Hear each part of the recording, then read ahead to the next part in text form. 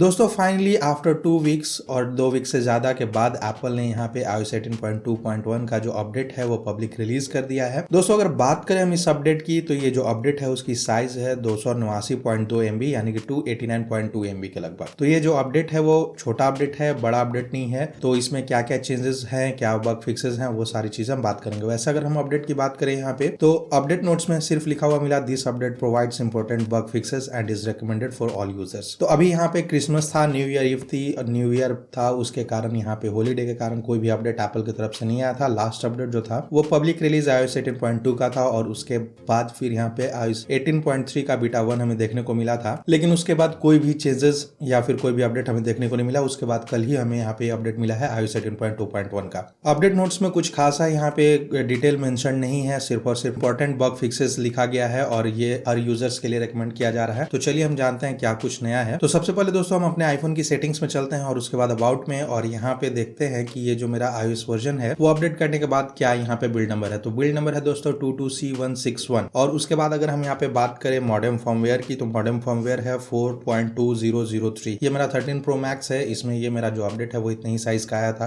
Available storage की बात करें तो जितना पहले था अपडेट से पहले उतना ही है, इसमें कोई चेंजेस नहीं है किए गए हैं। और सबसे खास बात दोस्तों मैं बता दूं आपको कि ये जो अपडेट होता है, जो भी आपको पॉइंट के बाद दूसरे पॉइंट वाला जो अपडेट होगा यानी कि 18.2 है, उसके बाद पॉइंट 1 का जो अपडेट आया, मतलब कि 2 पॉइंट्स वाला जो अपडेट होता है वो नॉर्मली बग फिक्सेस के लिए ही होता है। कुछ नए चेंजेस इसमें आपको देखने को नहीं मिलेगा। तो सिंपली इसमें बग फिक्सेस किए गए हैं। बग फिक्सेस क्या क्या है मैं आपको बता दूं। जैसे पहले बहुत लोगों का मुझे कमेंट्स भी आया था, मैंने बहुत लोगों को इसके बारे में बताया भी था कि कैसे उसे फिक्स करना है। ये जो इमोजी कीबोर्ड है दोस्तों वो टैप करने के बाद बहुत देर के बाद आता था, बहुत लोगों के लिए बहुत डिले होता था। तो ये कंप्लीटली अब फिक्स कर दिया गया। आप देख सकते हैं कि मैं सिंपली टैप कर रहा हूं और उसके बाद ये आसानी से ओपन हो जा रहा है। स्टिकर्स वगैरह भी हैं, तो हालांकि यहाँ तो थोड़ा लेट लेता है अपडेट के बाद, फर्स्ट टाइम में ये लेने के बाद। तो अब आप देख सकते हैं कि जैसे ही आप यहाँ पे चेंज करेंगे, इमोजी में जाएंगे, स्टिकर्स में जाएंगे, मीमोजी में जाएंगे, सारा कुछ अच्छे से वर्क कर रहा है, स्मूथली वर्क कर रहा है। कोई भी डिले या फिर लैग हमें देखने को नहीं मिला। बहुत लोगों के लिए दोस्तों कैमरा जैसे ओपन करते थे तो कैमरा को ओपन करने के बाद यहाँ पे ब्लैक स्क्रीन थोड़ी देर के लिए देखने को मिलता था, बहुत डिले होता था। वो सारी चीजें यहाँ पे फिक्स कर दी गई। लॉक स्क्रीन पे से अगर आप कैमरा को इनेबल करते थे, मेरे ही फोन में होता था कि जब मैं इनेबल करता था तो मेरा जो आईफोन 10R वगैरह है उसमें काफी डिले होता था, लेकिन अब ये सारी चीजें बग फिक्सेस कर दी गई हैं। यहाँ पे स्मूथली ये वर्क कर रहा है, इंस्टेंटली ओपन हो रहा है। तो इसमें दोस्तों अब कोई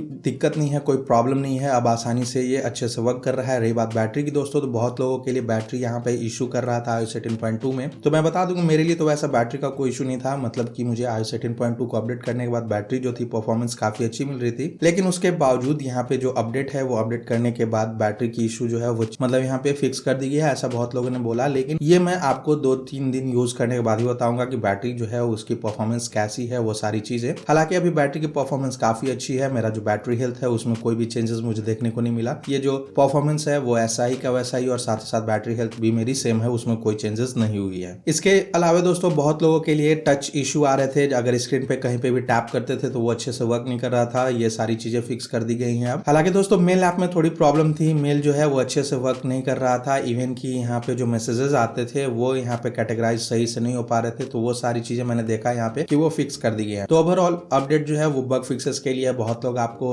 मतलब ऐसे बताएंगे जैसे बहुत बड़ा अपडेट है, लेकिन कोई बड़ा अपडेट नहीं है। ये सिर्फ बग फिक्सेस के लिए, जो भी प्रॉब्लम्स थी उसे बग फिक्सेस करने के लिए अपडेट किया गया। इसके अलावा दोस्तों एक और चीज मैंने देखा अपडेट के दौरान की जब मैं अपडेट कर रहा था इस अपडेट को, तो उस दौरान मैंने जब पावर बटन को गलती से प्रेस कर दिया तो वहां पे मुझे एक मैसेज लिखा हुआ आया। तो उस पे लिखा हुआ आ रहा था दोस्तों iPhone will restart when update complete. तो मतलब ये जो नया चेंज यहाँ पे मुझे देखने को मिला, सिर्फ और सिर्फ एक चेंज, जो कि आप अगर यहाँ पे प्रेस करते हैं अपडेट के दौरान पावर बटन को, तो आपको वो जो चीजें हैं वो देखने को मिलेंगी। ओवरऑल परफॉर्मेंस की बात करें दोस्तों, परफॉर्मेंस काफी अच्छा है, सारा कुछ बटरी स्मूथ एकदम काम कर रहा है, कोई भी लैग वगैरह मुझे देखने को नहीं मिला इस अपडेट के बाद। इवन की हीटिंग भी इशू नहीं है, कोई अपडेट के बाद हीटिंग नहीं फील हुआ मुझे, ना फिर अपडेट के दौरान हुआ। ये सारी चीजें अच्छे से वर्क कर रही है। दोस्तों अगर हम बात करें यहाँ पे Geekbench स्कोर की, तो आप देख सकते हैं कि सिंगल कोर स्कोर जो है वो है 1824 और मल्टी कोर स्कोर है 5843 iOS 18.2.1 को अपडेट करने के बाद। वहीं अगर मैं बात करूँ iOS 18.2 को जब मैंने इंस्टॉल किया था तो सिंगल कोर स्कोर जो था वो था 2410 और मल्टी कोर स्कोर था 5857। हालांकि यहाँ पे सिंगल कोर स्कोर जो है वो कम हो चुका है ये अपडेट के बाद, लेकिन बात करें परफॉर्मेंस की तो परफॉर्मेंस काफी अच्छा है, स्मूथ है, अच्छे से सारे कुछ वर्क कर रहा है। मल्टी कोर स्कोर भी जो है वो 557 था पहले,